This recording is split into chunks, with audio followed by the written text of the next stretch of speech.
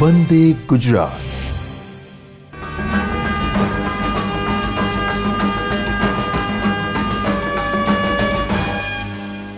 નમસ્કાર વિદ્યાર્થી મિત્રો, આજે આપણે પ્રકરણ નંબર 14 ઘન અવસ્થા ઇલેક્ટ્રોનિક્સની અંદર આ ત્રીજા લેક્ચરની અંદર પીએન જંક્શન ડાયોડની રચના, તેની લાક્ષણિકતા અને તેના ઉપયોગો વિશેનો અભ્યાસ કરીશું। એ પહેલાં અત્યાર સુધી આપણે ભણી ચૂક્યા છીએ કે ઇલેક્ટ્રોનિક્સ એટલે શું, ઇલેક્ટ્રોનનું મિકેનિક્સ, ભૌતિક વિજ્ઞાનની એવી શાખા કે જેમાં આપણે ઇલેક્ટ્રોનની ઉત્પત્તિ, તેની સંખ્યા પર નિયંત્રણ અને તેની મદદથી આપણે આય વિરુદ્ધ વિના વિશિષ્ટ સંબંધોનો અભ્યાસ કરવાના છીએ। મિત્રો, આપણે અગાઉના લેક્ચરોમાં ઇલેક્ટ્રોનની ઉત્પત્તિ વિશેની ચર્ચા કરી, ટ્યુબ ઇલેક્ટ્રોનિક્સ અને સેમિકન્ડક્ટર ઇલેક્ટ્રોનિક્સના કમ્પેરિઝન પણ ભણ્યા અને કઈ રીતે સેમિકન્ડક્ટર ઇલેક્ટ્રોનિક્સ આપણને ટ્યુબ ઇલેક્ટ્રોનિક્સ કરતાં ચઢિયાતું જોવા મળે છે તે વિશેની પણ ચર્ચા કરી। મિત્રો, ફરી એકવાર યાદ કરી લઈએ કે સેમિકન્ડક્ટર ઇલેક્ટ્રોનિક્સમાં આવત કોષ્ટકના ચોથા સમૂહના સિલિકોન અને જર્મેનિયમ જેવા તત્વોમાં કયા પ્રકારની વિશેષતા છે? તો સૌથી પ્રથમ તે કિંમતમાં સસ્તા છે, તેમાં ઇલેક્ટ્રોન, માત્ર ઇલેક્ટ્રોન નહીં પરંતુ ઇલેક્ટ્રોન અને હોલના જોડકાઓ દ્વારા આપણને વિદ્યુત પ્રવાહનું વહન મળે છે, તેની સાઇઝ ખૂબ નાની છે અને તાપમાનમાં કે અન્ય કોઈ રીતે સામાન્ય ફેરફાર કરીને આપણે વધારે માત્રામાં ઇલેક્ટ્રોન હોલના જોડકાઓ ઉત્પન્ન કરી શકીએ છીએ, એ પણ આપણે ભણ્યા હતા। અંતર્ગત અર્ધવાહકમાં ઇલેક્ટ્રોન અને હોલના જોડકાઓની સંખ્યા સમાન હોય છે। આટલું જ નહીં, પણ જો તમે શુદ્ધ અર્ધવાહકમાં યોગ્ય પ્રકારની અશુદ્ધિ ઉમેરો કે જે પ્રક્રિયાને આપણે ડોપિંગ પ્રક્રિયા તરીકે ઓળખી હતી, તો એની મદદથી પણ આપણે અર્ધવાહકોની વાહકતામાં ઘણો મોટા પ્રમાણમાં ફેરફાર કરી શકીએ છીએ। મિત્રો, આપણે એ પણ જોયું હતું કે જો આપણે શુદ્ધ અર્ધવાહકની અંદર પેન્ટાવેલેન્ટ પ્રકારની અશુદ્ધિ ઉમેરીશું તો આપણને એન પ્રકારનું અર્ધવાહક, અને જો ટ્રાયવેલેન્ટ પ્રકારની અશુદ્ધિ ઉમેરીશું તો આપણને પી પ્રકારનું અર્ધવાહક પ્રાપ્ત થશે। અને આ રીતે આપણે બહુ જ સહેલાઈથી સેમિકન્ડક્ટરની અંદર ઇલેક્ટ્રોનની ઉત્પત્તિ વિશેની ચર્ચા કરેલી હતી। ત્યાર પછી આપણે સંખ્યા ઉપર નિયંત્રણ વિશેની ચર્ચા શરૂ કરી હતી। મિત્રો, એમાં આપણે એવું ભણ્યા હતા કે એક પી પ્રકારના અર્ધવાહકને એક એન પ્રકારના અર્ધવાહક સાથે જોડવામાં આવે તો બનતી રચનાને આપણે પીએન જંક્શન તરીકે ઓળખીશું। મિત્રો, પીએન જંક્શનમાં આપણને એક ટર્મિનલ પી પ્રકારના અર્ધવાહકનો અને બીજો જોડાણ માટે આપણને એન પ્રકારના અર્ધવાહકનો ટર્મિનલ એટલે કે વિજાગ્ર પ્રાપ્ત થાય છે। આમ અહીંયા આપણને બે જોડાણ માટેના ટર્મિનલ પ્રાપ્ત થતા હોવાથી પીએન જંક્શનને આપણે બે ટર્મિનલ વાળી રચના એટલે કે ડાયોડ તરીકે ઓળખીશું। ડાય પ્લસ ઓડ, ડાય એટલે બે અને ઓડ એટલે ટર્મિનલ, આમ બે ટર્મિનલ ધરાવતી આ રચના હોવાથી પીએન જંક્શનને આપણે પીએન જંક્શન ડાયોડ તરીકે પણ ઓળખીશું। મિત્રો, પીએન જંક્શન ડાયોડની રચના કરવાથી આપણને શું પ્રાપ્ત થશે, કઈ ઘટના જોવા મળશે? તો આપણે લાસ્ટ ટાઈમના લેક્ચરમાં એ ભણ્યા હતા કે પી પ્રકારના અર્ધવાહકને એન પ્રકારના અર્ધવાહક સાથે જોડવાથી એન પ્રકારમાં રહેલા મેજોરિટી ચાર્જ કરેલ ઇલેક્ટ્રોન પી વિભાગની અંદર ડિફ્યુઝન પામે છે। ડિફ્યુઝનનો અર્થ આપણે પ્રસરણ એમ કરી શકીએ। ડિફ્યુઝનની પ્રક્રિયા થવાથી શું બન્યું હતું? તો મિત્રો, યાદ કરો ત્રીજો પારિભાષિક શબ્દ કે ડિફ્યુઝનની પ્રક્રિયાના કારણે પીએન જંક્શનની આસપાસ એક ચોક્કસ પ્રકારનો વિસ્તાર રચાશે કે જે પોતપોતાના મેજોરિટી ચાર્જ કેરિયરની દ્રષ્ટિએ ખાલી થઈ ગયેલો વિસ્તાર છે। મિત્રો, આ ખાલી વિસ્તારને આપણે ડેપ્લેશન સ્તર તરીકે ઓળખ્યું હતું। મિત્રો, એ પણ યાદ કરી લો કે ડેપ્લેશન સ્તરની જાડાઈ માઇક્રોમીટરના ક્રમની, લગભગ 10⁻⁶ મીટરના ક્રમની જોવા મળે છે। ડેપ્લેશન સ્તરનો ગુણધર્મ આપણને કોના જેવો જોવા મળે છે? યાદ કરીએ મિત્રો, તો એ કેપેસિટર જેવો ગુણધર્મ છે। ડેપ્લેશન સ્તરની અંદર શું જોવા મળે કે પી પ્રકારના અર્ધવાહકમાં એક પણ મેજોરિટી ચાર્જ કરેલ હોલ ન હોતા ત્યાં ઇલેક્ટ્રોનનું ડોપિંગ થાય છે અને એન વિભાગની અંદર ઇલેક્ટ્રોન જવાના કારણે ત્યાં આગળ હોલની રચના બને, એટલે અનુક્રમે ધન અને ઋણ પ્લેટ જેવી આપણને રચના જોવા મળે છે। ડેપ્લેશન સ્તર ઉપર જે આપણને 20 સ્થિતિમાનનો તફાવત પ્રાપ્ત થાય તેને આપણે પોટેન્શિયલ બેરિયર કહીશું અને તે 0.1 વોલ્ટના ક્રમનું આપણને જોવા મળે છે। જુદા જુદા અર્ધવાહકમાં આ વોલ્ટેજનું મૂલ્ય જુદું જુદું હોય છે। મિત્રો, પીએન જંક્શનની રચના કેપેસિટર જેવી હોવાથી પીએન જંક્શન ઉપર એક ચોક્કસ પ્રકારનું વિદ્યુત ક્ષેત્ર ઉત્પન્ન થાય છે, જેને આપણે E=V/D સૂત્ર વડે દર્શાવી શકીએ, જ્યાં V એ ડેપ્લેશન વોલ્ટેજ છે અને D એ આપણા ડેપ્લેશન સ્તરની જાડાઈ છે। મિત્રો, આ પીએન જંક્શનની રચના થવાના કારણે જે વિદ્યુત ક્ષેત્રની પ્રબળતા ધીરે ધીરે ડિફ્યુઝનના કારણે વધશે, એના કારણે જ્યારે વિદ્યુત ક્ષેત્ર પૂરતા પ્રમાણમાં પ્રબાળ થશે ત્યારે એન વિભાગમાંથી ઇલેક્ટ્રોન પી વિભાગમાં ડિફ્યુઝન પામવાનું બંધ કરશે અને આ રીતે ઇલેક્ટ્રોનની ગતિ અટકશે। તો આ જે આપણું ડેપ્લેશન સ્તર રચાયું છે એ ડેપ્લેશન સ્તરમાં યોગ્ય માત્રામાં આપણે વધારો કે ઘટાડો કરીશું, એટલે કે એની જાડાઈનો અર્થ અહીંયા પોટેન્શિયલના સંદર્ભમાં કરવાનો છે. યોગ્ય પ્રમાણમાં પોટેન્શિયલ બેરિયરની અંદર વધારો કે ઘટાડો કરી આપણે ઇચ્છિત માત્રામાં ઇલેક્ટ્રોનને એનમાંથી પી વિભાગમાં મોકલી અને નિયંત્રિત પ્રવાહ પ્રાપ્ત કરી શકીએ છીએ. આમ ઇલેક્ટ્રોનની સંખ્યા ઉપર નિયંત્રણ કરવા માટે આપણે પીએન જંક્શન ડાયોડની રચના કરી છે. મિત્રો, આજે હવે આપણે એનાથી આગળ વધીએ અને ખૂબ અગત્યની ચર્ચા શરૂ કરીએ છીએ કે પીએન જંક્શન ડાયોડની રચના કરવાના કારણે જે ઇલેક્ટ્રોનની સંખ્યા ઉપર આપણે નિયંત્રણ મેળવવું છે, અનુક્રમે વધારો કે ઘટાડો કરવો છે, તો એ પીએન જંક્શનની બે લાક્ષણિકતા થઈ. જેમાં આપણને ઇલેક્ટ્રોન વધારે જોવા મળે એ પ્રકારનું આપણે એક ચોક્કસ જોડાણ કરીશું.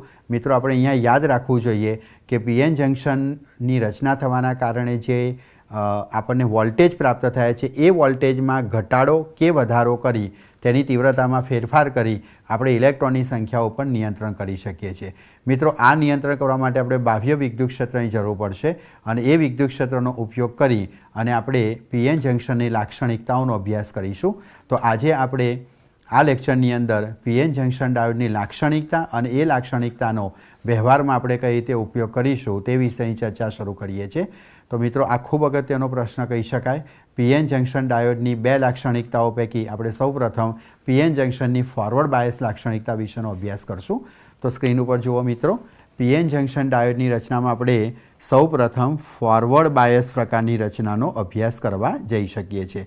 મિત્રો, ફોરવર્ડ બાયસનો મતલબ જોડાણ થાય. પીએન જંક્શનની રચનામાં આપણે એવા પ્રકારનું જોડાણ કરીએ કે જેથી ઇલેક્ટ્રોન સહેલાઈથી એન વિભાગમાંથી પી વિભાગમાં જઈ શકે, તો આ પ્રકારના બાહ્ય જોડાણને આપણે ફોરવર્ડ બાયસ પ્રકારનું જોડાણ કહીશું. મિત્રો, સૌથી પહેલાં હું એને આકૃતિ દ્વારા જ સમજાવીશ, પછી આપણે એની સિમ્બોલિકલ આકૃતિ દોરીશું જેથી સમજવામાં આપણને સરળતા ઊભી થાય. તો મિત્રો, આ પી પ્રકારના અર્ધવાહકને મેં એન પ્રકારના અર્ધવાહક સાથે જોડી. આ પી પ્રકારનો અર્ધવાહક છે, આ એન પ્રકારનો અર્ધવાહક છે. આ જોડાણ થવાથી આપણે અહીંયા ડેપ્લેશન સ્તર રચાયેલું જોવા મળે છે, જે હું અહીંયા ડોટેડ લાઇનથી દર્શાવી રહ્યો છું. મિત્રો, પી પ્રકારના અર્ધવાહકમાં આપણને મેજોરિટી ચાર્જ કેરિયર તરીકે હોલ ન હોતા ઇલેક્ટ્રોન જોવા મળે છે અને એન પ્રકારના અર્ધવાહકમાં મેજોરિટી ચાર્જ કેરિયર તરીકે ઇલેક્ટ્રોન ન હોતા આપણને હોલ જોવા મળે છે. મતલબ કે આ આપણો પોઝિટિવ અને આ નેગેટિવ ટર્મિનલ છે, એટલે ડેપ્લેશન સ્તર ઉપરનું વિદ્યુત ક્ષેત્ર ધનથી ઋણ તરફ આપણને જોવા મળશે. આ વિદ્યુત ક્ષેત્ર આપણું ઈ છે. મિત્રો, આ વિદ્યુત ક્ષેત્ર જ્યારે પૂરતા પ્રમાણમાં પ્રબળ હશે ત્યારે એન વિભાગમાંથી ઇલેક્ટ્રોન પી વિભાગમાં જઈ શકવાના નથી. આ ડેપ્લેશન સ્તરની પ્રબળતા પૂરતી છે. હવે હું એવું જોડાણ કરું કે જેથી અહીં જે વિદ્યુત ક્ષેત્રની પ્રબળતા છે તે ઘટે, તો એ પ્રકારના જોડાણ કરવા માટે હું અહીંયા બાહ્ય બેટરીનું જોડાણ કરીશ. આ બાહ્ય બેટરીમાં હું ટર્મિનલ કેવી રીતે રાખીશ? તો યાદ રાખો, પી ફોર પી મતલબ કે પી પ્રકારના અર્ધવાહક સાથે બેટરીનો પોઝિટિવ અને એન પ્રકારના અર્ધવાહક સાથે બાહ્ય બેટરીનો હું નેગેટિવ જોડાણ કરું છું. તો આ જોડાણ કર્યું માટે આપણે અહીંયા શબ્દ આપીએ છીએ બાયસ. બાયસનો મતલબ બાહ્ય બેટરીનું એવા પ્રકારનું જોડાણ કે જેથી ઇલેક્ટ્રોન આગળ વધી શકે, ટુ ફોરવર્ડ એટલે કે આગળ વધવું. આ એવું જોડાણ છે કે જેમાં ઇલેક્ટ્રોન સહેલાઈથી એનમાંથી પી વિભાગમાં જઈ શકશે. માટે આપણે આ પ્રકારના જોડાણને ફોરવર્ડ બાયસ તરીકે ઓળખીશું. બાયસનો અર્થ આપણે જોડાણ એમ કરીશું. મિત્રો, આ પ્રકારનું જોડાણ કરવાથી હકીકત શું બને છે? તો મિત્રો, યાદ રાખો કે ફોરવર્ડ બાયસ જોડાણમાં આપણે શું યાદ રાખ્યું? P four P. That means કે પી પ્રકારના અર્ધવાહક સાથે બેટરીનો પોઝિટિવ અને એન પ્રકારના અર્ધવાહક સાથે બેટરીનો નેગેટિવ જોડ્યો છે. મિત્રો, તમે જાણો છો કે વિદ્યુત ક્ષેત્ર હંમેશા ધનથી ઋણ તરફ હોય. તો તમે જોઈ શકો છો કે આપણા બાહ્ય બેટરીનું જે વિદ્યુત ક્ષેત્ર છે એ ડેપ્લેશન સ્તરના વિદ્યુત ક્ષેત્ર કરતાં વિરુદ્ધ દિશામાં છે. એટલે તમે જેમ જેમ બાહ્ય બેટરીના વોલ્ટેજ વધારતા જશો તેમ તેમ તેના વિદ્યુત ક્ષેત્રની પ્રબળતા વધશે. એટલે અહીં અસરકારક વિદ્યુત ક્ષેત્ર સદિશ રાશિ છે, એટલે પરસ્પર વિરુદ્ધ દિશામાં હોય તો એની અસરકારકતામાં બાદબાકી જોવા મળે. એટલે જેમ બાહ્ય બેટરીનું વિદ્યુત ક્ષેત્ર વધે તેમ ડેપ્લેશન સ્તરના વિદ્યુત ક્ષેત્ર અને પોટેન્શિયલને તે ઘટાડશે અને ઇલેક્ટ્રોન સહેલાઈથી એન વિભાગમાંથી પી વિભાગમાં જઈ શકશે. તો આ પ્રકારનું જોડાણ આપણે ફોરવર્ડ બાયસ જોડાણ તરીકે ઓળખી શકીએ. મિત્રો, આ તમારી સમજવા માટેની આકૃતિ હતી. હવે જો આપણે આ ફોરવર્ડ બાયસ લાક્ષણિકતાને વર્ણનાત્મક રીતે સમજવી હોય તો સ્વાભાવિક વસ્તુ છે કે મિત્રો, ઇલેક્ટ્રોનિક્સમાં આ વિદ્યુત પરિપથ છે અને એ વિદ્યુત પરિપથમાં લાક્ષણિકતા માત્ર કોની હોય? તો મિત્રો, ત્રીજો મુદ્દો યાદ કરો. મેં તમને કીધું હતું કે ઇલેક્ટ્રોનિક્સમાં આપણે આઈ વિરુદ્ધ વિના વિશિષ્ટ સંબંધોનો અભ્યાસ કરવાનો છે. તો મિત્રો, જ્યારે આપણે પીએન જંક્શનની ફોરવર્ડ બાયસ લાક્ષણિકતાનો અભ્યાસ કરતા હોઈએ તો આ લાક્ષણિકતા મતલબ આપણે તેના આઈ અને વીના આલેખની ચર્ચા કરવાની છે। તો એના માટે સ્વાભાવિક વસ્તુ છે કે તમારે વિદ્યુત પ્રવાહ આઈ અને વીજ સ્થિતિમાન વીનું માપન કરવું પડે અને વીનું માપન કરવા માટે આપણે વોલ્ટમીટર તથા આઈના માપન માટે અનુક્રમે આપણે એ મીટરની જરૂર પડશે। તો એ પ્રકારનો વિદ્યુત પરિપથ આપણે અહીંયા દર્શાવવો પડે। તો જો મિત્રો આપણને એવો પ્રશ્ન પૂછવામાં આવે કે પીએન જંક્શન ડાયોડની ફોરવર્ડ બાયસ લાક્ષણિકતાનો ચર્ચા કરો, તો ફોરવર્ડ બાયસ લાક્ષણિકતા ચર્ચા માટે આપણે એક વિદ્યુત પરિપથ દોરીશું। હવે આ વિદ્યુત પરિપથમાં આપણે અગાઉના લેક્ચરમાં સમજ્યા તે પ્રમાણે પીએન જંક્શન ડાયોડને આ રીતે ન દર્શાવતા હવે એને સંજ્ઞાત્મક રીતે દર્શાવીશું। તો મિત્રો આપ જાણો છો કે પીએન જંક્શન ડાયોડની સંજ્ઞાત્મક આકૃતિ આ મુજબની છે। આ તીર છે તે આપણને ફોરવર્ડ બાયસ પ્રકારના જોડાણમાં જે રૈવાજિક પ્રવાહ વહી રહ્યો છે તેની દિશા બતાવે છે કે આ તરફ ફોરવર્ડ બાયસમાં વિદ્યુત પ્રવાહ વહેશે। મિત્રો આ તીર જે છે એ ભાગ પી પ્રકારનો છે અને આ ઊભી લીટી છે તે એન પ્રકારનો અર્ધભાગ, આ આપણો પોઝિટિવ ટર્મિનલ એનોડ છે, આ નેગેટિવ ટર્મિનલ કેથોડ છે। હવે મિત્રો સૌપ્રથમ મારે અહીંયા વોલ્ટેજનું માપન કરવું હોય તો સ્વાભાવિક છે કે વોલ્ટેજના માપન માટે આપણે વોલ્ટમીટર ક્યાં જોડવું જોઈએ? તો આપેલા બે ટર્મિનલ વચ્ચે વીજ સ્થિતિમાનનો તફાવત માપવા માટે વોલ્ટમીટર હંમેશા તેને સમાંતર જોડવું જોઈએ। એટલે હું અહીંયા તમને વોલ્ટેજના માપન કરતું વોલ્ટમીટર જોડીને બતાવીશ। મિત્રો આ એકદમ સાહજિક વસ્તુ છે। આવી પ્રકારની સર્કિટ તમે જો સમજપૂર્વક દોરશો તો એમાં કોઈ ભૂલ ન થાય। વોલ્ટમીટર હંમેશા આપેલા બે ટર્મિનલો વચ્ચે સમાંતરમાં જ જોડાય। ચાલો મિત્રો હવે આપણે પ્રવાહનું માપન કરવું છે। તો પ્રવાહનું માપન કરવા માટે આપણે અહીંયા એ મીટર જોડીશું। મિત્રો અહીંયા પ્રવાહ મિલી એમ્પિયરના ક્રમનો હોય એટલે આપણે અહીંયા જોડીશું તે મિલી મીટર છે। પ્રવાહની ચાલુ બંધ કરવા માટેની આપણે અહીંયા સ્વિચનું પણ એક જોડાણ રાખીશું અને પછી બાહ્ય બેટરી રાખીશું।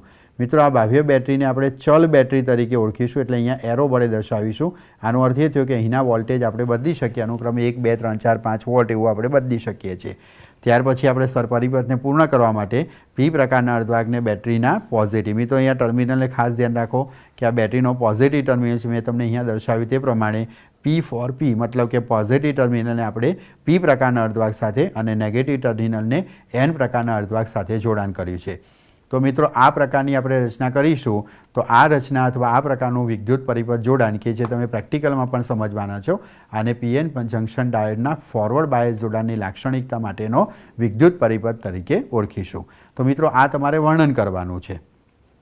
જો આપણને પરીક્ષામાં એમ પૂછાય છે કે પીએન જંક્શન ડાયોડની ફોરવર્ડ બાયસ લાક્ષણિકતાની સમજૂતી આપો તો તમારે આ વિદ્યુત પરિપથ દોરીને એનું વર્ણન લખો કે આકૃતિમાં દર્શાવ્યા પ્રમાણે પી પ્રકારના અર્ધવાહકને બેટરીના પોઝિટિવ સાથે અને એન પ્રકારના અર્ધવાહકને બેટરીના નેગેટિવ સાથે જોડીને પીએન જંક્શનનું ફોરવર્ડ બાયસ લાક્ષણિકતા અભ્યાસ માટેનો વિદ્યુત પરિપથ તૈયાર કરેલ છે। પીએન જંક્શન ડાયોડને સમાંતર વીજ સ્થિતિમાનનું મૂલ્ય માપવા માટે તેને સમાંતર વોલ્ટમીટર અને પરિપથમાંથી વહેતો પ્રવાહ માપવા માટે આપણે મિલી મીટર જોડેલું છે અને પ્રવાહ ચાલુ બંધ કરવા માટે સ્વિચનું જોડાણ આકૃતિમાં દર્શાવ્યું છે। તો આ મિત્રો તમારા મુદ્દા થઈ ગયા। હવે કાર્યવાહી શરૂ કરીએ। સૌપ્રથમ અહીંયા સ્વિચ ઓન કરી અને શરૂઆતમાં આપણે આ બાહ્ય બેટરીના વોલ્ટેજ 0 રાખીએ। એવું માની લો કે અહીંયા આપણે વોલ્ટેજ એપ્લાય નથી કર્યા તો પીએન જંક્શન ડાયોડમાં ડેપ્લેશન સ્તરની પૂરતી જાડાઈ હોવાના કારણે એક પણ ઇલેક્ટ્રોન એનમાંથી પીમાં નહીં જાય, એટલે કે રહેવાજિક રીતે આપણે પ્રવાહ ધનથી ઋણ તરફ બતાવીએ તો આ દિશામાં પ્રવાહનું વહન થતું નથી એટલે શરૂઆતમાં આપણને પ્રવાહ 0 મળે છે। મિત્રો આ જ વસ્તુ જો આપણે આલેખના સંદર્ભમાં સમજવાનો પ્રયત્ન કરીએ તો હું ચારે ચરણનો આલેખ દઉં છું। તો અહીં આપણે આઈ વિરુદ્ધ વીનો એટલે કે આઈ મિલી એમ્પિયરમાં આપણે વાય અક્ષ ઉપર અને વીજ સ્થિતિમાન વી વોલ્ટમાં જેને આપણે એક્સ અક્ષ ઉપર બતાવીશું। તો શરૂઆતની અંદર આપણે બાહ્ય બેટરીના વોલ્ટેજ 0 રાખ્યા છે તો બાહ્ય પરિપથમાં પ્રવાહ મળતો નથી। હવે આપણે અહીંયા વોલ્ટેજ લાગુ પાડીએ। મિત્રો વોલ્ટેજ લાગુ પાડવા છતાં પણ જ્યાં સુધી આ ડેપ્લેશન સ્તરની પ્રબળતા પૂરતી ઘટશે નહીં ત્યાં સુધી ઇલેક્ટ્રોન એનમાંથી પીમાં જવાના નથી। શરૂઆતની અંદર આપણે વોલ્ટેજનું મૂલ્ય સમજી લો કે આપણે 0.1, 0.2, 0.3 એવી રીતે વોલ્ટેજ લાગુ પાડીએ તો 0.1 વોલ્ટ લાગુ પાડવા છતાં પણ ઇલેક્ટ્રોન એનમાંથી પીમાં જઈ શકતા નથી એટલે હજુ પ્રવાહ ચાલુ થયો નથી એટલે કે આપણને પ્રવાહ 0 મળે છે। 0.1, 0.2, 0.3 એમ અલગ અલગ કરતાં એક ચોક્કસ વોલ્ટેજ સુધી પ્રવાહ આપણને મળતો નથી। સિલિકોન માટે લગભગ 0.6 વોલ્ટ અને જર્મેનિયમ હોય તો 0.2 વોલ્ટ પછી આપણને પ્રવાહ મળવાની શરૂઆત થાય છે। જે વોલ્ટેજે આપણને પ્રવાહ મળવાની શરૂઆત થશે તે વોલ્ટેજને આપણે થ્રેશોલ્ડ વોલ્ટેજ અથવા તો કટ ઇન વોલ્ટેજ તરીકે ઓળખીશું। મિત્રો તમારે આ બધા પારિભાષિક શબ્દો ખાસ યાદ રાખવાના છે અને તમારા લખાણમાં આ પ્રકારના શબ્દો આવવા અત્યંત જરૂરી છે। તો થ્રેશોલ્ડ વોલ્ટેજ અથવા કટ ઇન વોલ્ટેજનો અર્થ શું થશે? તો જ્યારે ફોરવર્ડ બાયસ પ્રકારના જોડાણમાં બાહ્ય બેટરીના વોલ્ટેજ આપણે લાગુ પાડવાનું શરૂ કરીએ છીએ ત્યારે વોલ્ટેજ લાગુ પાડતાની સાથે જ આપણને પ્રવાહ મળતો નથી. મિત્રો, એ હકીકત આપણને દોરી જાય છે કે અહીંયા ઓહમના નિયમનું પાલન થતું નથી. ઓહમના નિયમમાં I અને V વચ્ચેનો સંબંધ રેખીય હોવો જોઈએ. રેખીય સંબંધ એટલે વોલ્ટેજ લાગુ પાડતાની સાથે જ પ્રવાહ મળવો જોઈએ અને સુરેખ આલેખ મળવો જોઈએ. તે પ્રકારનો આલેખ અહીંયા મળવાનો નથી. શરૂઆતની અંદર અમુક વોલ્ટેજ લાગુ પાડવા છતાં પણ પરિપથમાં આપણને ફોરવર્ડ પ્રવાહ જોવા મળતો નથી. એક ચોક્કસ વોલ્ટેજે પ્રવાહ મળવાની શરૂઆત થશે. જે વોલ્ટેજે આપણને પ્રવાહ મળવાની શરૂઆત થાય તે વોલ્ટેજને થ્રેશોલ્ડ વોલ્ટેજ અથવા કટ-ઇન વોલ્ટેજ તરીકે આપણે ઓળખીશું. સિલિકોનની અંદર લગભગ 0.6 વોલ્ટ અને જર્મેનિયમમાં 0.2 થી 0.3 વોલ્ટની આસપાસ આપણને પ્રવાહ થ્રેશોલ્ડ વોલ્ટેજ મળશે. ત્યાર પછી આપણને પ્રવાહ જોવા મળશે. મિત્રો, ત્યાર પછી પણ વોલ્ટેજના વધવા સાથે પેલું ડેપ્લેશન સ્તર પાતળું થવાની સાથે એક સાથે જાણે બંધ તૂટ્યો એમ મોટા પ્રમાણમાં ઇલેક્ટ્રોન Nમાંથી Pમાં જાય એટલે વિદ્યુત પ્રવાહમાં આપણને તીવ્ર વધારો જોવા મળે. વોલ્ટેજના ફેરફારની સાપેક્ષમાં આપણને પ્રવાહનો વધારો ખૂબ જ મોટો જોવા મળે અને ત્યાર પછી લગભગ અચળ કહી શકાય તેવો પ્રવાહ આપણને જોવા મળે છે. મિત્રો, અહીંયા તમે વોલ્ટેજનો સ્લેબ જુઓ, એની સામે પ્રવાહનો સ્લેબ વિચારો તો આ ભાગ કરતાં આ ભાગ પ્રમાણમાં નાનો છે. એટલે વોલ્ટેજના સામાન્ય ફેરફાર સામે પ્રવાહમાં આપણને તીવ્ર વધારો જોવા મળે છે. તો આ પ્રકારનું ફોરવર્ડ બાયસ પ્રકારના જોડાણની અંદર આપણને આલેખ જોવા મળશે.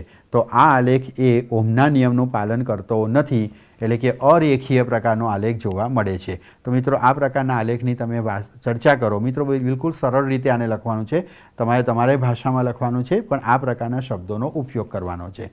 તો મિત્રો, આ PN જંક્શન ડાયોડની ફોરવર્ડ બાયસ લાક્ષણિકતા આપણને કઈ હકીકત જોવા મળી કે શરૂઆતની અંદર આપણે બાહ્ય બેટરીના વોલ્ટેજ વધારતા જઈએ તો અમુક ચોક્કસ વોલ્ટેજ સુધી આપણને બાહ્ય પરિપથમાં પ્રવાહ જોવા મળતો નથી.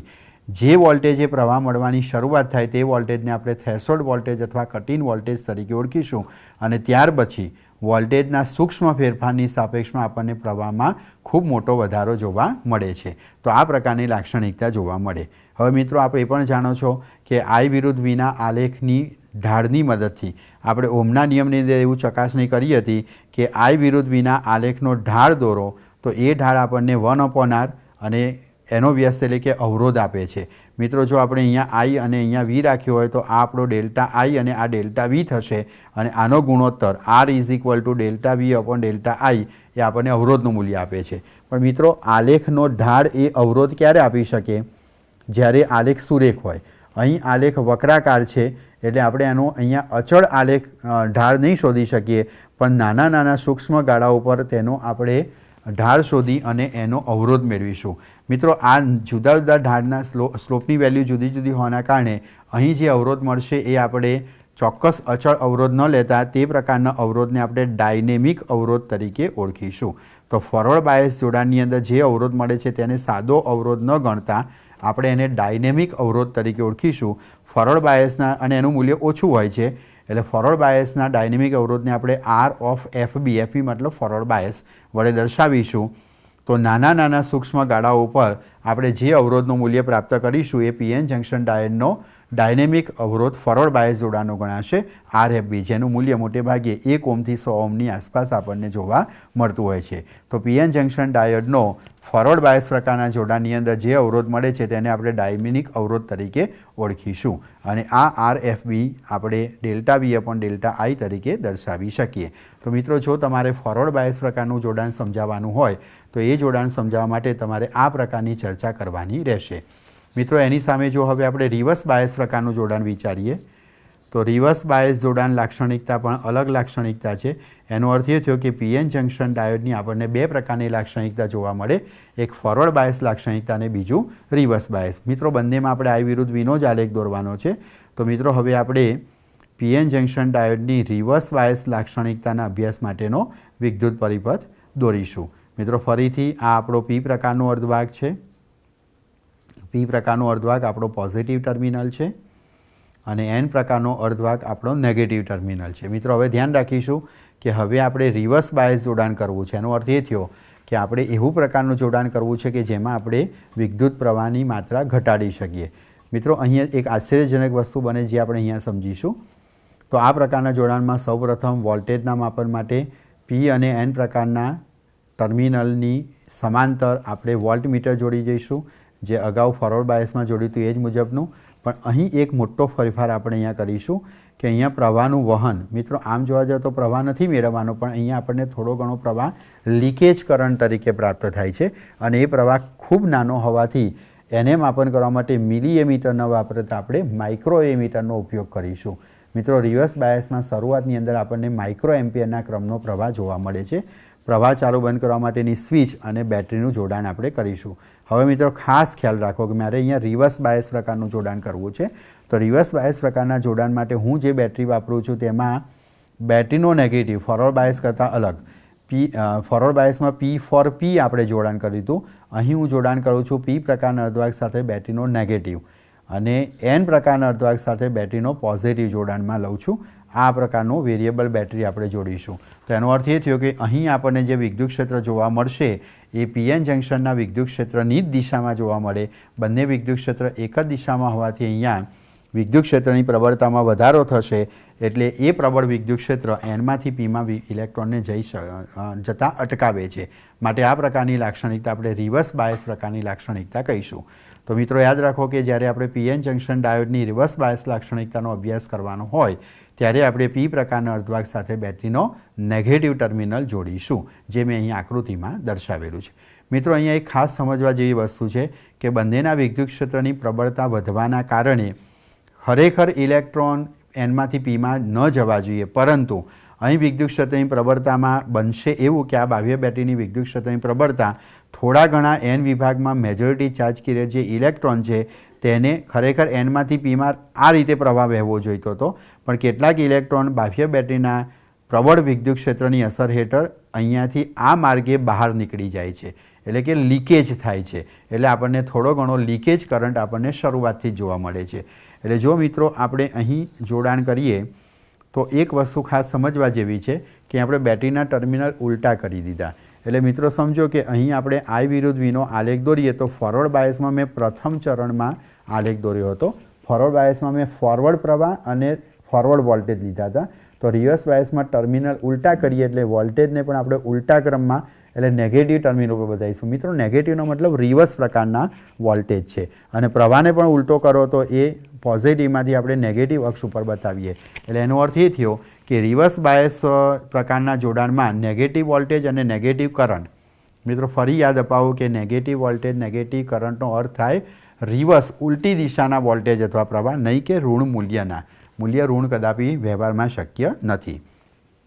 પણ આપણે સમજવા માટે યાદ રાખીશું કે ફોરવર્ડ બાયસ પ્રકારના જોડાણમાં પોઝિટિવ વોલ્ટેજ અને પોઝિટિવ કરંટ લીધા હોય તો આલેખ આપણને પ્રથમ ચરણમાં, અને રિવર્સ બાયસમાં આપણે નેગેટિવ વોલ્ટેજ અને નેગેટિવ કરંટ એટલે બંને નેગેટિવ હોય તો આપણે કયું ચરણ પસંદ કરવું જોઈએ? ત્રીજું ચરણ. એટલે રિવર્સ બાયસનો આલેખ આપણે કમ્પલસરી ત્રીજા ચરણમાં જ દોરવો પડશે. તો મિત્રો અહીંયા ખાસ અગત્યની લાક્ષણિકતા કે ખરેખર રિવર્સ બાયસમાં પ્રવાહ ન હોવો જોઈએ, પણ થોડા ઘણા માઇનોરિટી ચાર્જ કેરિયરના સંયોજ આવવાના કારણે બાહ્ય પરસ્પરમાં આપણને માઇક્રો એમ્પિયરના ક્રમનો એક લીકેજ કરંટ પ્રાપ્ત થાય છે. જે લીકેજ કરંટને મેં અહીંયા ડોટેડ લાઇનથી બતાવે છે. આ ખૂબ જ ઓછા ક્રમનો પ્રવાહ હોય છે.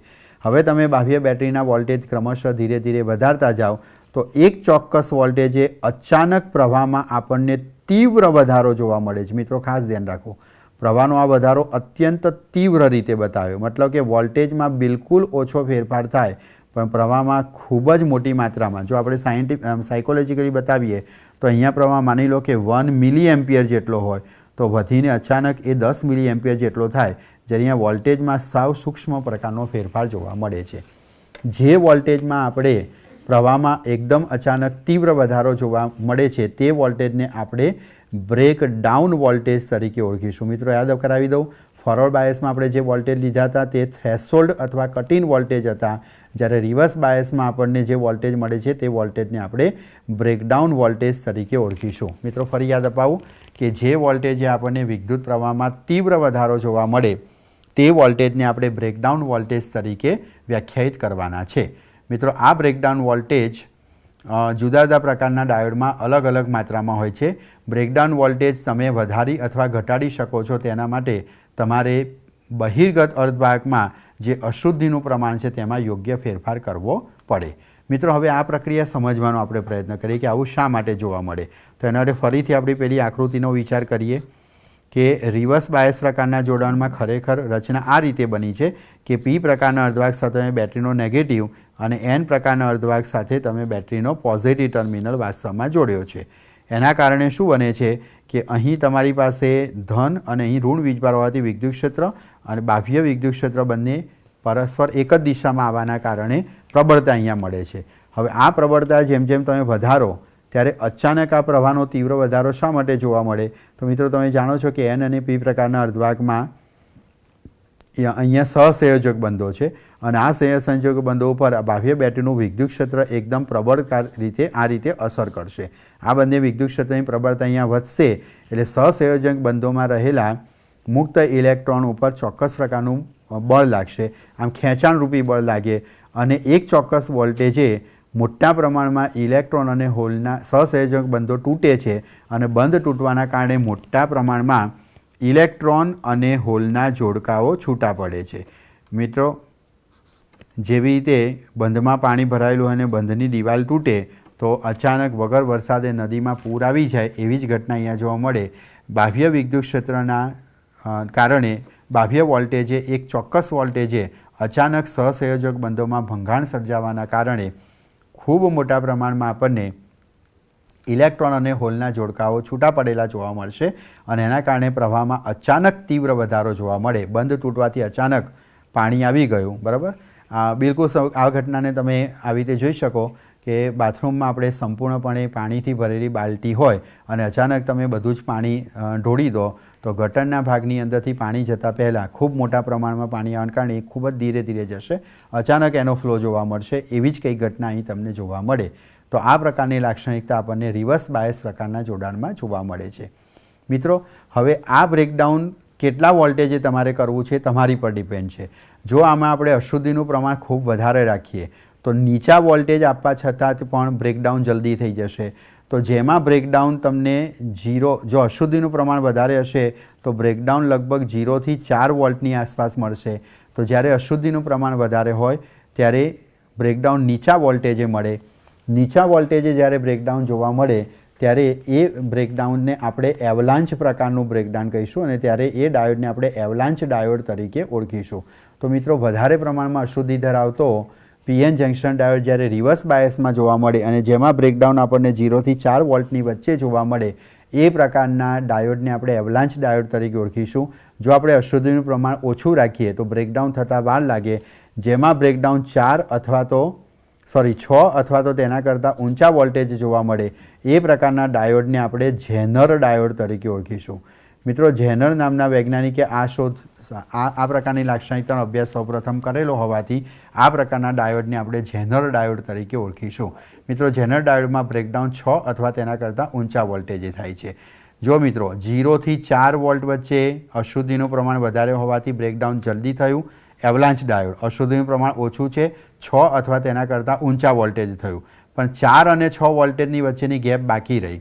4 અને 6 વોલ્ટેજની વચ્ચે જો બ્રેકડાઉન થતું હોય તો ક્યારેક એ એવલાન્ચ બ્રેકડાઉન હોય છે અને ક્યારેક તે જેનર બ્રેકડાઉન હોય છે. તો પીએન જંકશનના રિવર્સ બાયસ જોડાણની અંદર અશુદ્ધિના પ્રમાણને ધ્યાનમાં રાખીને તેના બ્રેકડાઉન વોલ્ટેજ ઉપરથી આપણે આ પ્રકારના ડાયોડને 2 નામ આપીશું. વાસ્તવમાં પીએન જંકશન ડાયોડ જ છે પણ રિવર્સ બાયસમાં તે ઓળખી શકાય તે માટે આપણે એને 2 અલગ અલગ નામોથી ઓળખીએ છીએ. એક એવલાન્ચ ડાયોડ અને બીજો જેનર ડાયોડ. જેમાં બ્રેકડાઉન ઝડપથી થતું હોય તે એવલાન્ચ પ્રકારનો ડાયોડ છે અને જેમાં બ્રેકડાઉન મોટા વોલ્ટેજ ઉપર જોવા મળે તેને આપણે જેનર ડાયોડ તરીકે ઓળખીશું. તો મિત્રો આ થઈ ગઈ આપણી પીએન જંકશન ડાયોડની રિવર્સ બાયસ લાક્ષણિકતા. મિત્રો તમે એ વસ્તુનો ખાસ ખ્યાલ રાખો કે પીએન જંકશન ડાયોડમાં યોગ્ય પ્રકારની અશુદ્ધિ ઉમેરી અને તમે જુદા જુદા પ્રકારનું બ્રેકડાઉન મેળવી શકો છો.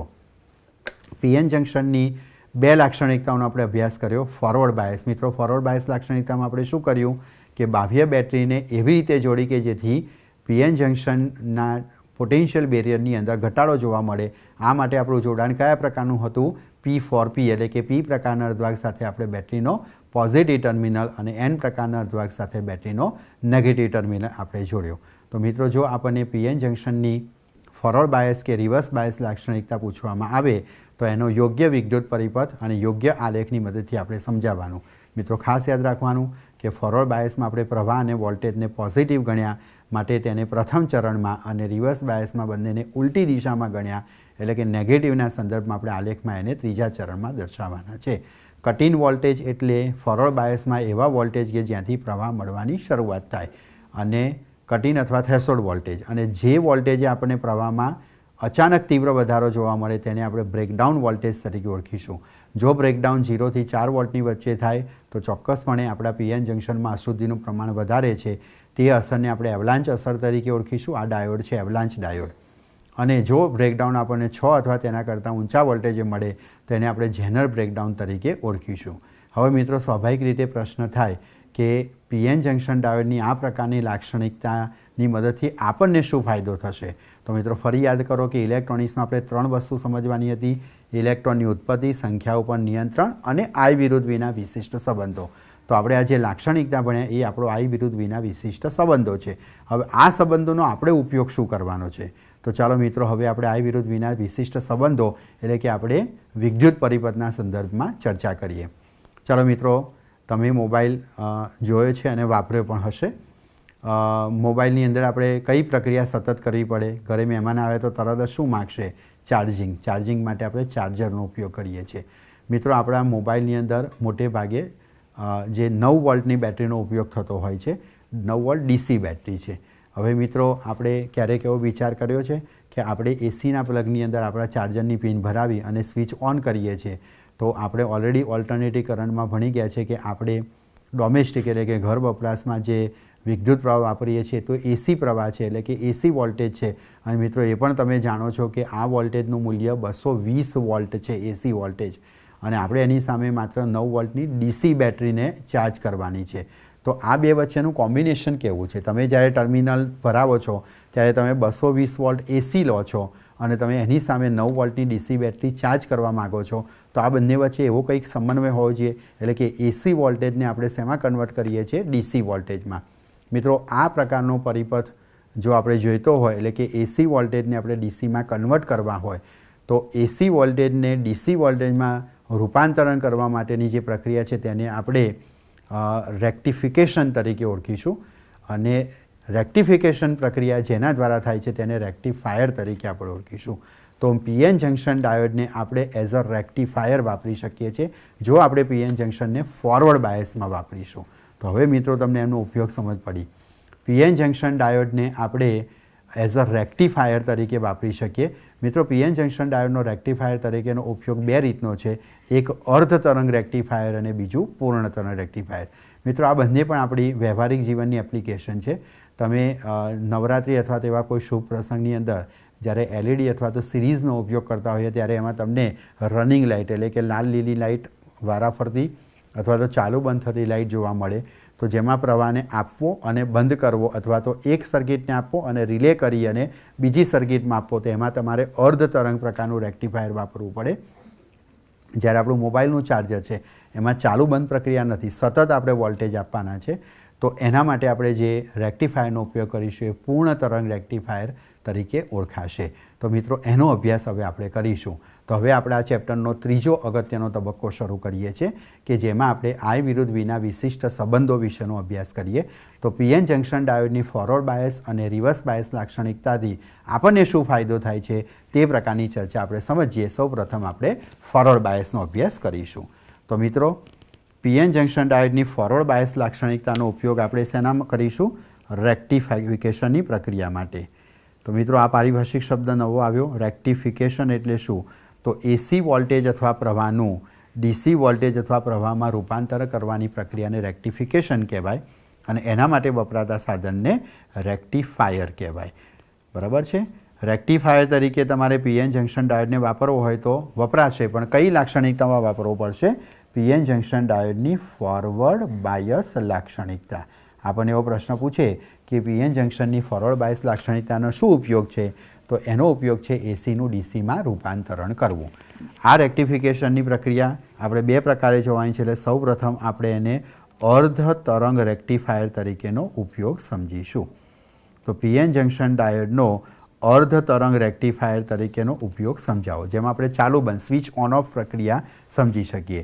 મિત્રો, પીએન જંક્શન ડાયોડનો રેક્ટિફાયર અર્ધ તરંગ રેક્ટિફાયર તરીકેનો ઉપયોગ કરવા માટેનો વિદ્યુત પરિપથ વિચારીએ તો સૌ પ્રથમ આપણે અહીં પીએન જંક્શન ડાયોડ લઈશું. આ પી પ્રકારનો અર્ધભાગ છે અને આ એન પ્રકારનો અર્ધભાગ પોઝિટિવ અને નેગેટિવ તરીકે વર્તે. હવે મિત્રો, મેં તમને અગાઉ જ કીધું એ પ્રમાણે ડીસી વોલ્ટેજ આપણે આપણા ઘર વપરાશની અંદર જે ડીસી વોલ્ટેજનો ઉપયોગ કરીએ છીએ તે સ્વાભાવિક રીતે 2 વોલ્ટથી વધુમાં વધુ 9 કે 10 વોલ્ટ સુધીની જ જરૂર છે. એની સામે આપણે જે એસી વોલ્ટેજ વાપરીએ છીએ એ 220 વોલ્ટ એસી છે. મતલબ કે આ ઊંચા વોલ્ટેજને આપણે નીચા વોલ્ટેજમાં કન્વર્ટ કરવા પડે.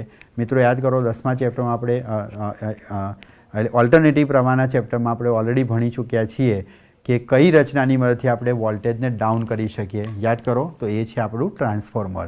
અહીં આપણે સ્ટેપ ડાઉન ટ્રાન્સફોર્મરનો ઉપયોગ કરીશું. તો સ્ટેપ ડાઉન ટ્રાન્સફોર્મરની અંદર સ્ટેપ ડાઉનનો મતલબ શું થાય કે જેમાં આટાની સંખ્યા ઘટે.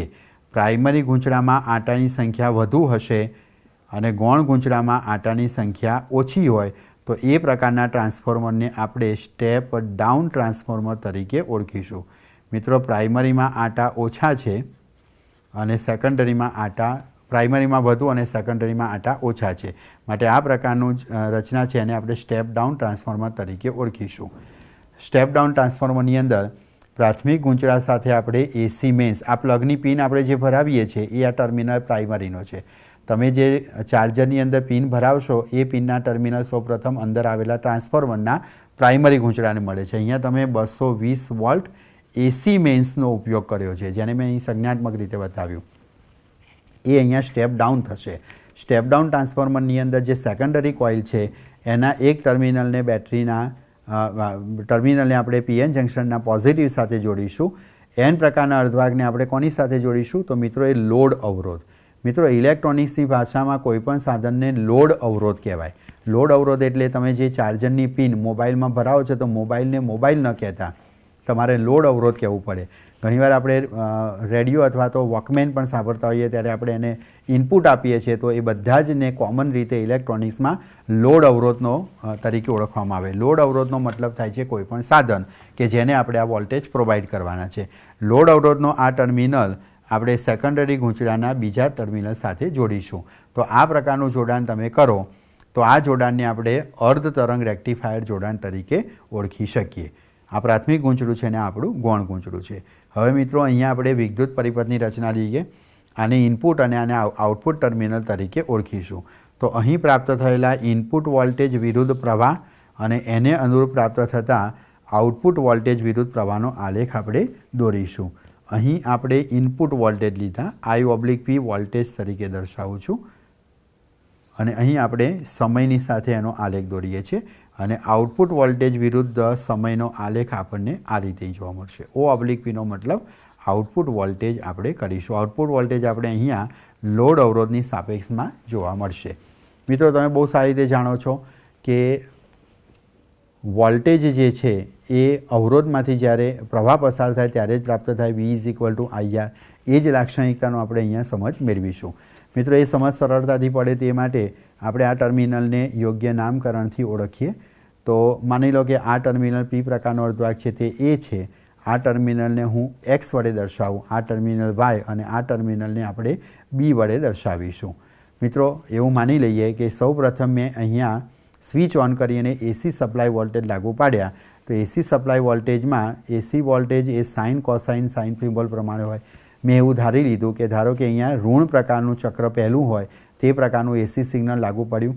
આ એસી પ્રવાહ અહીંયા વહેશે. પ્રવાહમાં વધઘટ થવાથી અન્યોન્ય પ્રેરણની ઘટના બને અને સેકન્ડરી ગૂંચળામાં વિદ્યુત પ્રવાહનું પ્રેરણ થશે. પણ અહીંથી અહીં સુધી પ્રવાહ જતાં એસી પ્રવાહ સતત બદલાતો હોવાથી ઋણથી ધનવાળું ચક્ર અહીં આવતા ધનથી ઋણ પ્રકારનું બન્યું. તો ધન ચક્ર પી પ્રકારના અર્ધભાગને મળવાના કારણે તે પોઝિટિવ અને ઋણ ચક્ર નીચેના છેડાથી એન પ્રકારના અર્ધભાગને મળવાના કારણે તે નેગેટિવ સાથે જોડાશે. હવે P પ્રકારનું જોડાણ થયું તો એના કારણે આપણો પીએન જંક્શન ડાયોડ છે ફોરવર્ડ બાયસમાં આવે અને ફોરવર્ડ બાયસમાં રૈવાજિક પ્રવાહ એ થી પીએન જંક્શન ડાયોડ થી એક્સ થી RL, Y, B અને A માર્ગે આ માર્ગે અહીંયાથી લોડ અવરોધમાંથી પ્રવાહનું વહન થશે. લોડ અવરોધમાંથી પ્રવાહ વહેવાના કારણે આપણને આઉટપુટ વોલ્ટેજ અહીંયા પ્રાપ્ત થશે. જો મિત્રો અહીંયા સંજ્ઞાત્મક રીતે બતાવું તો આપણી ધન અને ઋણ સાયકલ કન્ટિન્યુઅસ આ રીતે ચાલતી હશે. તો જ્યારે ધન ચક્ર લાગુ પડ્યું ત્યારે આપણો પીએન જંક્શન ડાયોડ ફોરવર્ડ બાયસમાં આવવાને કારણે પ્રવાહનું મૂલ્ય મળ્યું. હવે મિત્રો અહીંયા સાયકલ સતત બદલાય તો ઋણની ધન સાયકલ આગળ જતાં ધનથી ઋણ બને. અન્યોને પ્રેરણાને કારણે આ ધન ઋણ સાયકલ હવે ઋણથી ધન બનશે. જ્યારે ઋણથી ધન સાયકલ મળે ત્યારે નેગેટિવ ચક્ર પી પ્રકારના અર્ધવાહક મળે એટલે પી સાથે એન પ્રકારનો, અને આ પોઝિટિવ ચક્ર બી ટર્મિનલ માટે એન પ્રકારના અર્ધવાહકનો મળે એટલે ઉલટું જોડાણ થવાથી આપણો પીએન જંક્શન ડાયોડ રિવર્સ બાયસમાં આવશે. રિવર્સ બાયસમાં પ્રવાહનું વહન થઈ શકતું નથી એટલે નેગેટિવ ચક્ર દરમિયાન આપણને પ્રવાહ મળતો નથી. મિત્રો આ ધન અને ઋણ શૃંગ અને ગઢ દ્વારા એક પૂર્ણ ચક્ર થાય. તો આ એક પૂર્ણ ચક્રમાં અડધા ચક્ર દરમિયાન પ્રવાહ મળ્યો, બાકીના અડધામાં મળ્યો નહીં. ફરી પાછું ધન ચક્ર આવે એટલે પ્રવાહ મળે, ઋણ ચક્ર હોય ત્યારે પ્રવાહ મળતો નથી. આમ એસીના અડધા ચક્રમાં પ્રવાહ મળે છે અને બાકીના અડધા ચક્રમાં પ્રવાહ મળતો નથી. માટે આ પ્રકારના રેક્ટિફાયરને આપણે અર્ધ તરંગ રેક્ટિફાયર તરીકે ઓળખીશું. મિત્રો અહીંયા ખાસ નોંધવા જેવું છે કે ડીસી પ્રવાહ એકદમ ફ્લેટ હોય, જ્યારે આપણે અહીંયા પ્રવાહમાં પીક બતાવીએ છીએ મતલબ કે આ પ્રવાહ હજુ પ્યોર નથી. આની અંદર થોડાક એસીના ઘટકો રહી ગયા છે જેને એસીના રિપલ તરીકે ઓળખવામાં આવે.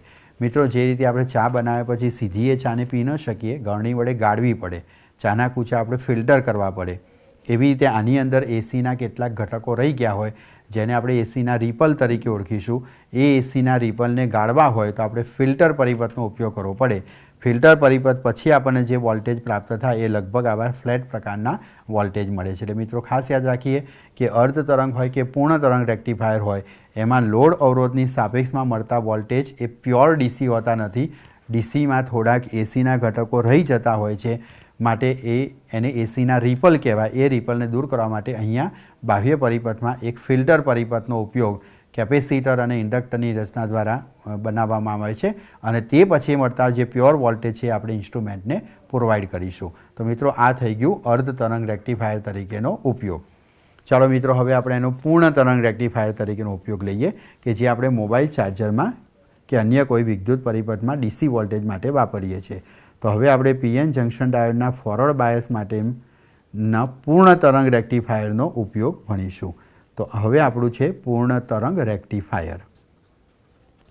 મિત્રો પૂર્ણ તરંગ રેક્ટિફાયરમાં PN junction again forward bias જોડાણમાં જ વપરાશે. તેનો વિદ્યુત પરિપથ લઈએ તો અગાઉની રચનામાં ભણ્યા તે પ્રમાણે સૌપ્રથમ આપણી વિદ્યુત પરિપથમાં શેનો ઉપયોગ થશે? તો આપણે સ્ટેપ ડાઉન ટ્રાન્સફોર્મરનો ઉપયોગ કરવાનો છે. આ આપણી પ્રાઇમરી કોઇલ છે જેમાં આટાની સંખ્યા વધુ છે. પ્રાઇમરી કોઇલને આપણે કોની સાથે જોડવાના છીએ? એસી મેઇન્સ સાથે, કે જે આપણને 220 વોલ્ટ એસી આપવાના છે.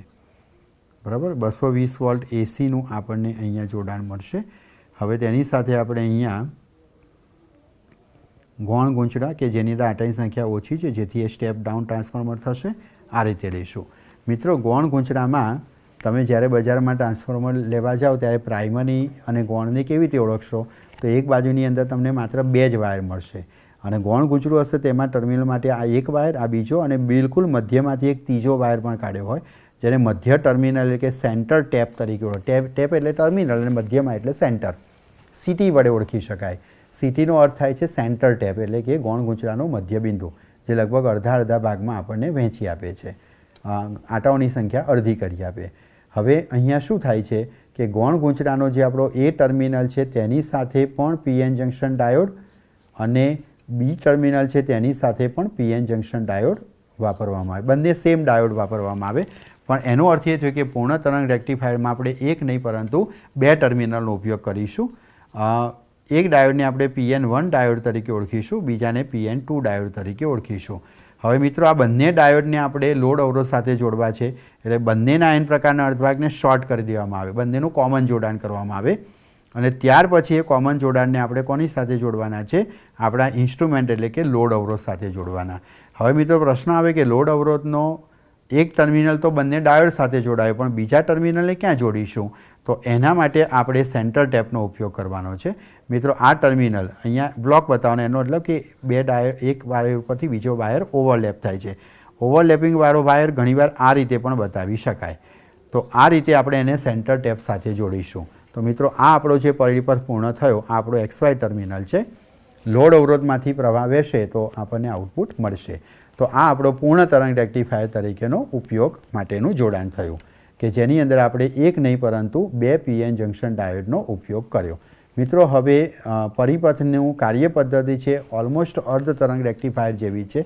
તો એ પ્રમાણે આપણે સમજીએ કાર્યવાહીમાં કે માની લો કે અહીંયા મેં નેગેટિવ ચક્ર અહીંયા પહેલાં લાગુ પાડ્યું, તો એસી મેસમાં સ્વિચ ઓન કરવાના કારણે જે નેગેટિવ ચક્ર લાગુ પડ્યું એ અહીંયા ટ્રાન્સફર થતાં પોઝિટિવ ચક્રમાં રૂપાંતરિત થશે। એટલે આપણો એ ટર્મિનલ પોઝિટિવ અને બી ટર્મિનલ નેગેટિવ તરીકે શરૂઆતમાં વર્તે।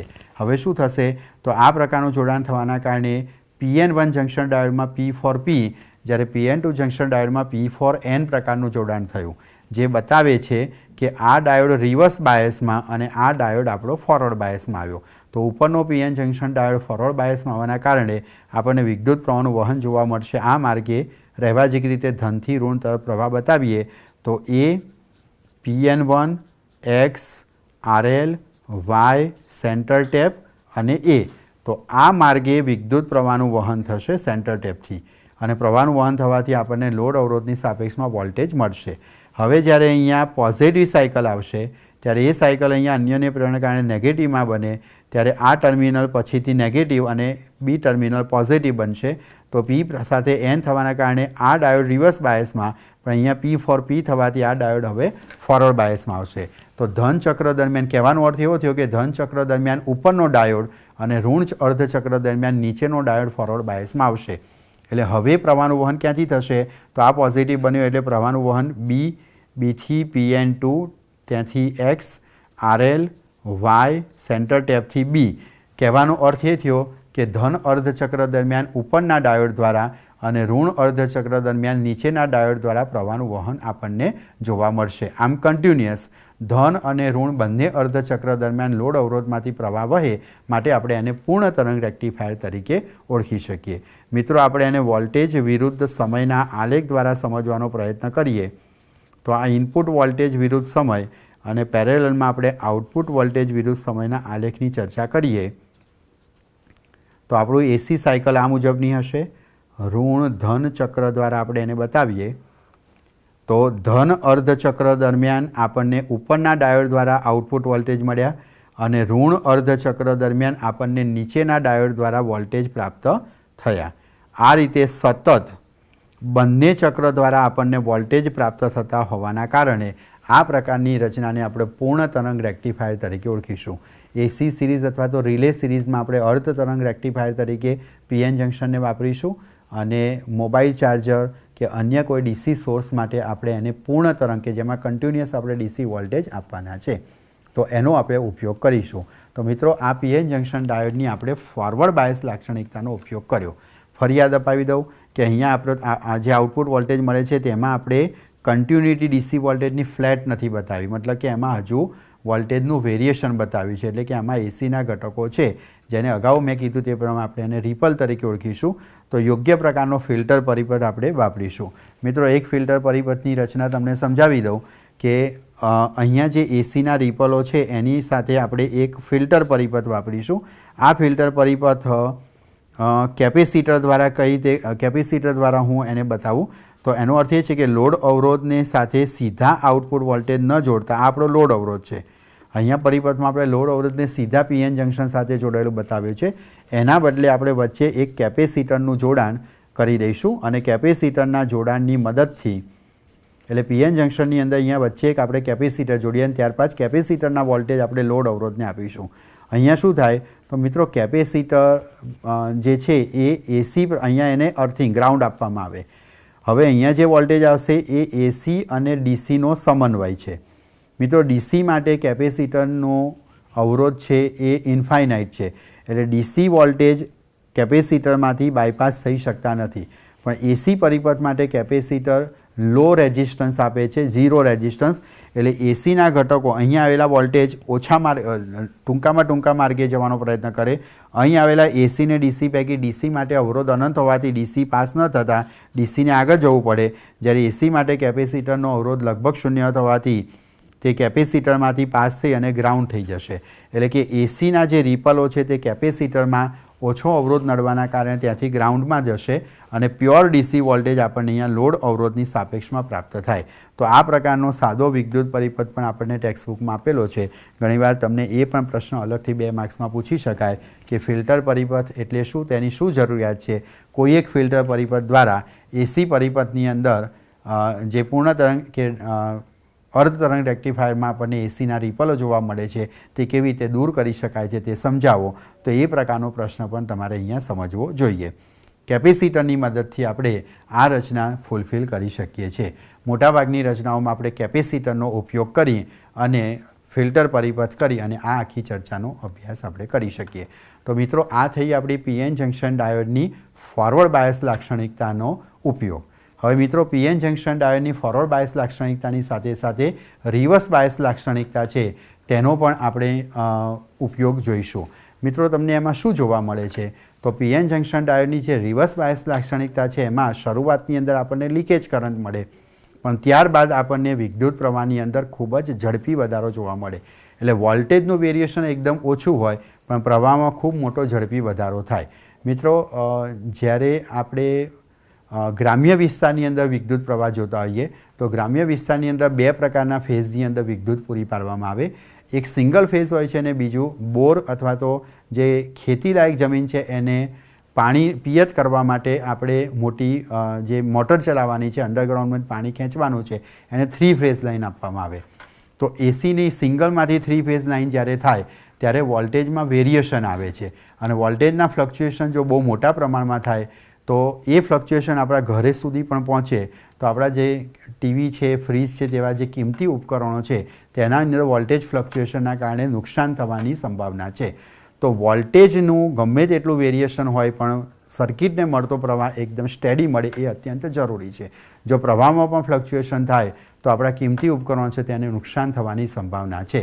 મતલબ એમ થયું કે આપણે વોલ્ટેજને સ્ટેબલ કરવો પડશે, તો સ્ટેબિલાઇઝરની આપણે જરૂર પડે. મિત્રો, તમે ગામડાની અંદર ફ્રીજ અથવા તો ટીવીની સાથે એક મોટો ડબ્બો જોડેલો દેખતા હશો, એ સ્ટેબિલાઇઝર તરીકે ઓળખવામાં આવે છે. પીએન જંકશન ડાયોડના રિવર્સ બાયસ જોડાણ એટલે કે જેને આપણે એવલાન્ચ અથવા તો જેનર ડાયોડ તરીકે ઓળખ્યું છે, પીએન જંકશન ડાયોડનું રિવર્સ બાયસ જોડાણ એટલે કે જેનર ડાયોડની મદદથી આપણે વોલ્ટેજને રેગ્યુલેટ કરી શકીએ છીએ. તો રિવર્સ બાયસની અંદર જેનર ડાયોડ એ વોલ્ટેજ રેગ્યુલેટર તરીકે વર્તે, જેની ચર્ચા હવે પછીના લેક્ચરમાં આપણે કરીશું. આશા રાખું છું કે આ લેક્ચરની અંદર આપણે જે પીએન જંકશન ડાયોડની લાક્ષણિકતાનો અભ્યાસ કર્યો એ તમને સમજી ચૂક્યા હશો. ખૂબ જ અગત્યની બાબત છે અને બહુ સારી રીતે તૈયાર કરજો. અને હવે પછીના લેક્ચરની અંદર આપણે વોલ્ટેજ રેગ્યુલેટર તરીકેનો અભ્યાસ કરીશું. નમસ્કાર.